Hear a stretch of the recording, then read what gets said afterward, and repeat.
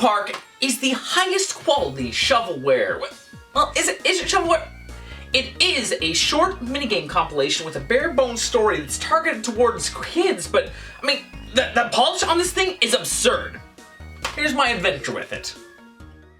So this game starts out with Pikachu and his pals walking through a meaningless void. Okay, so there's a Piplup, so that tells me that this is release generation 4. Piplup, no, you killed me! So you wake up and you gain control of Pikachu, and this is the first sign of quality, TM, because the controls are really good. The running speed, the jumping, they all feels really good. I'd almost put it on par with Super Mario 64. However, it is stuck on a D-pad, and Super Mario 64 would never be stupid enough to lock its controls to a D-pad, right?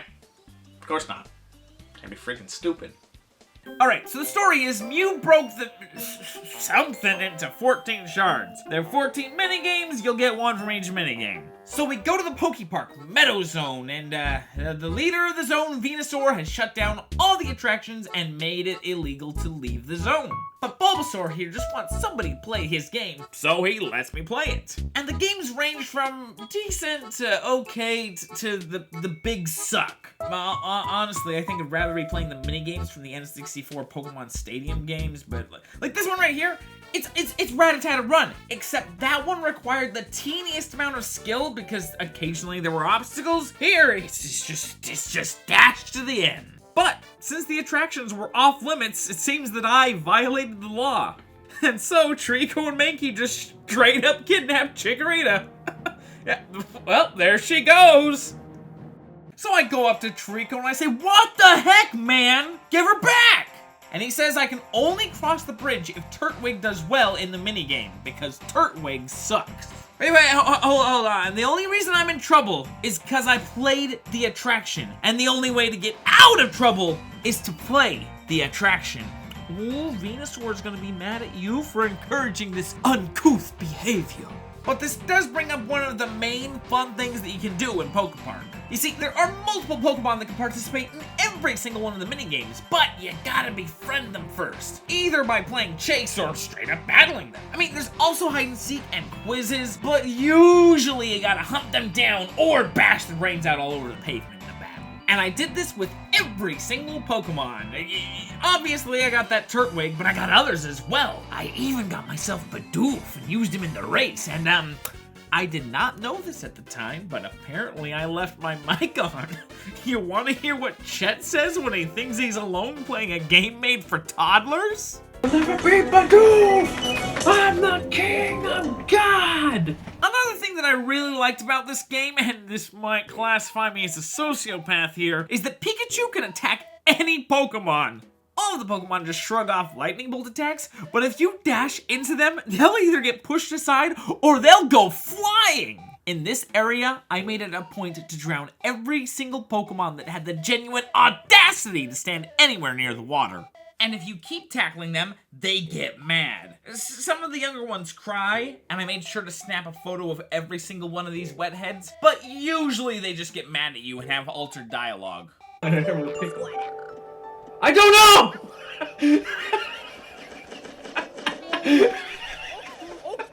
Stop! I don't know why you're doing this. I don't know what's funnier, that or what the Magnemite says. Well, actually, because I left my mic on, I know exactly which line is funnier.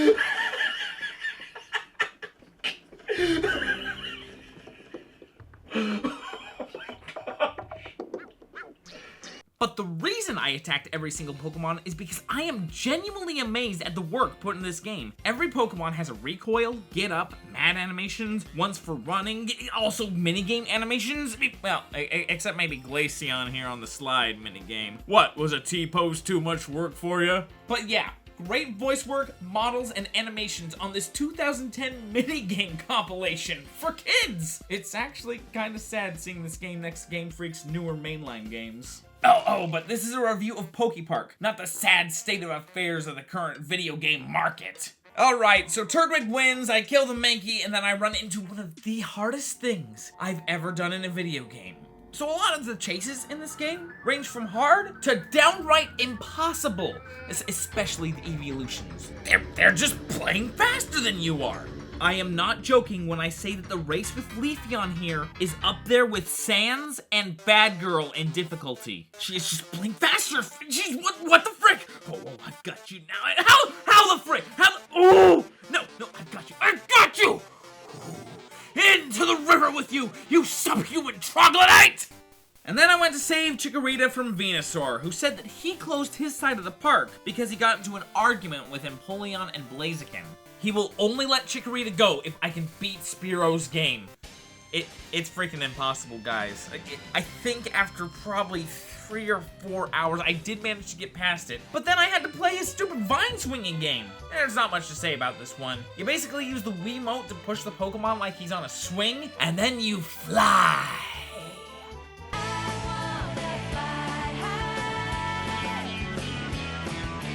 And then we go to the beach in hopes that we can mend the relationship between Venusaur, Empoleon, and Blaziken, while also collecting those shards. But mostly just bullying the Pokemon throughout Pokepark. Had to recruit a few more Pokemon here for the games, mostly flyers, you know. Pikachu's not exactly that well known for transcontinental flights. I feel like Vaporeon could have been particularly troublesome like the last guy, but he just ran straight into a dead end. In fact, the only Pokemon that beat me here was Slowpoke. Oh, hey, I get it. You want to play chase, right? I'll run. Can you catch me?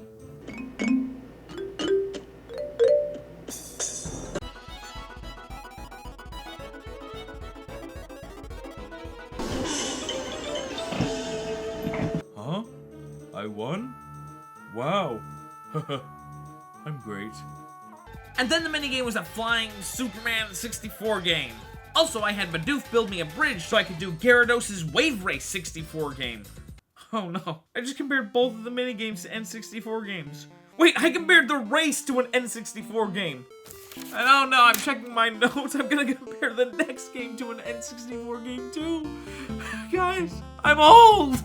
Alright, Ice Zone. I like a lot of these Pokemon. But once again, the Eeveelution is just plain faster than your base speed. And it ices your screen a bunch too. Why does it even feel the need? It doesn't blind me, it just ticks me off. It also says that Ponyta can increase my base speed, and this right here is what made me commit to doing a challenge run. Try and beat all of the base friendship challenges without purchasing any upgrades. I eventually did manage to catch her though.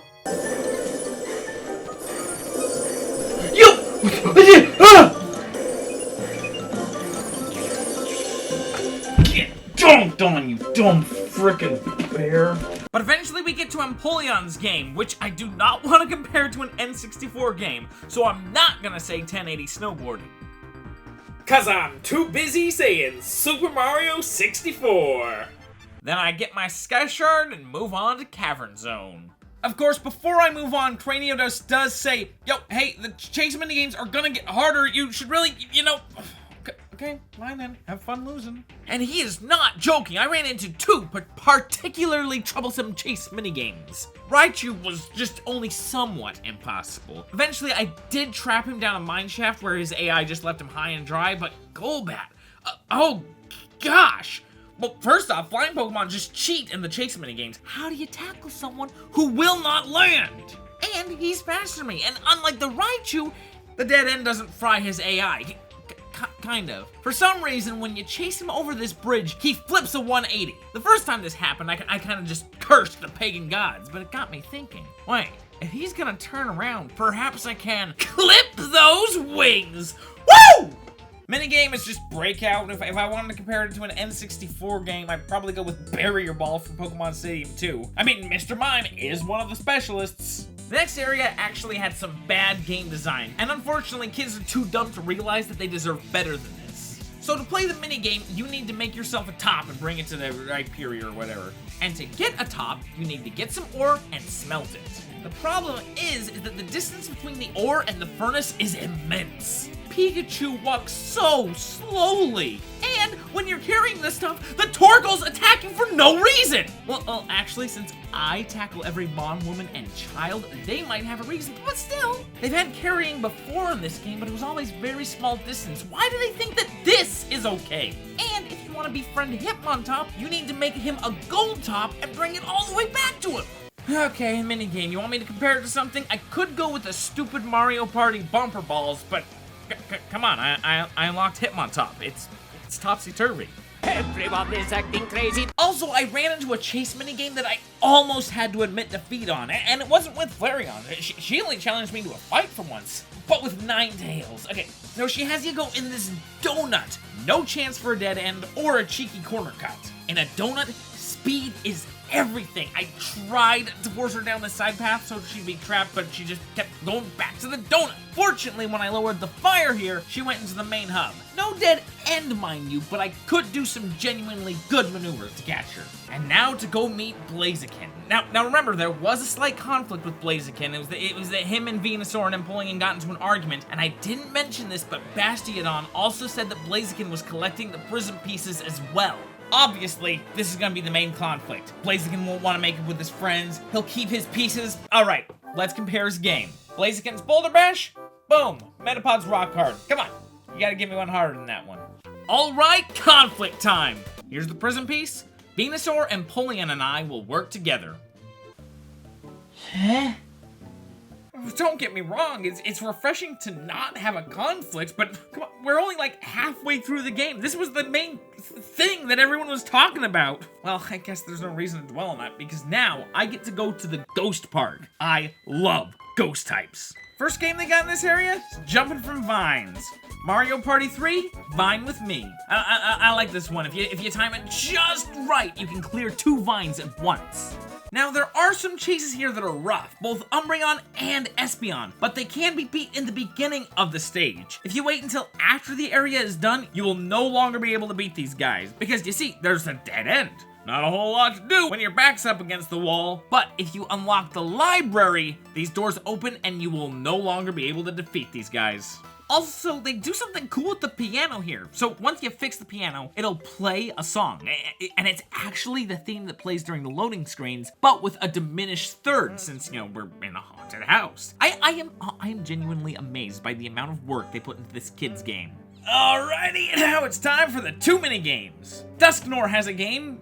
You want me to compare it to something? Because I got a really good comparison. The first game, it is the exact same controls, but they do have obstacles, you know, to change up the gameplay. They do absolutely nothing. You're just supposed to smash through them. Rotom's game is cool, though. It's like a shooting gallery. Now we move on to the Granite Zone. I love it. Scopuri is like, for the love of Arceus, please have Ponyta train you! There's not a whole lot to say about this zone. It's got some cool platforming parts and a couple of games. Once again, we've got a running game with obstacles. However, you are expected to jump them. This one is actually hard, but for all the wrong reasons. You got a Wii? Well, then we're shoehorning in some stupid motion control crap. Now, we already got 2 games where you run. Just take those controls, but then to make a challenge, let's put in a button prompt. Do you have any idea how difficult it is to waggle a Wiimote and accurately press a button at the same time? And now for another 2 chases that would be unbeatable without Ponyta's help. Arcanine and Jolteon. Well, Jolteon is the fastest Eeveelution, so I guess that's to be expected. Only 30 seconds to catch them, however. But they do both run down this way, and I can actually hit a switch to make that into a dead end. But the 30-second timer? You can only make it this far in 30 seconds. But what if there were a way to make the race start a little closer to here? Say, the front of the bridge rather than the back? I'm cheesing a game made for 5-year-olds. It would take 2 seconds to have Ponyta train me. It took over 10 minutes to bully Arcanine across this bridge. I mean, it worked, so at least I got that going for me. Alright, Salamance's game. It's basically Pelipper's game, but you have a projectile this time. This changes very little. Now all I gotta do is go to Flower Zone. It's a very small area, it's pretty easy. I think the toughest challenge was probably Mareep. It's not faster than me, but the exact same speed, so I didn't have to cheat. I just had to play well. Out of the way, stupid!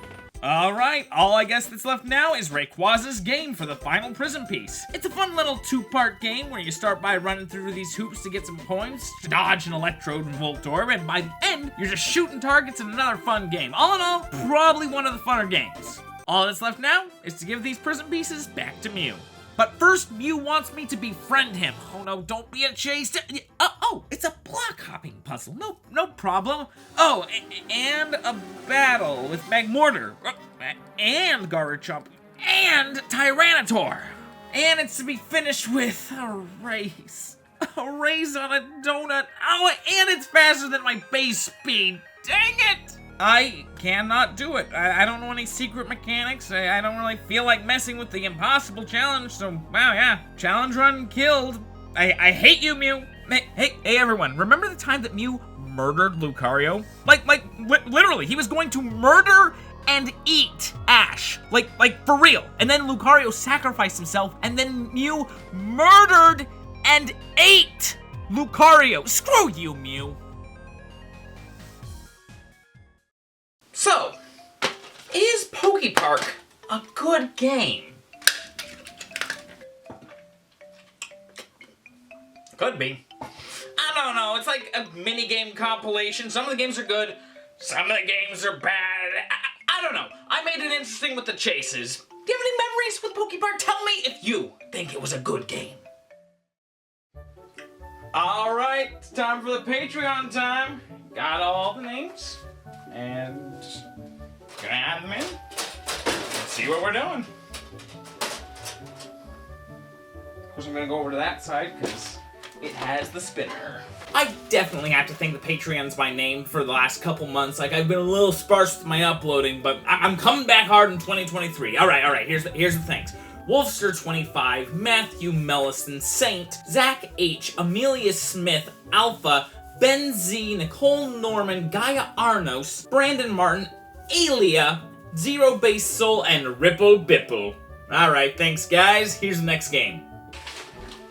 Alright. What game is next? How about this one? This one feels pretty good. This is just one. Gotta make sure it's not two. It feels like just one. It feels like two. Okay, put that one back, and this is it. Gaia Aranos wants me to play Assassin's Creed Brotherhood. Alright.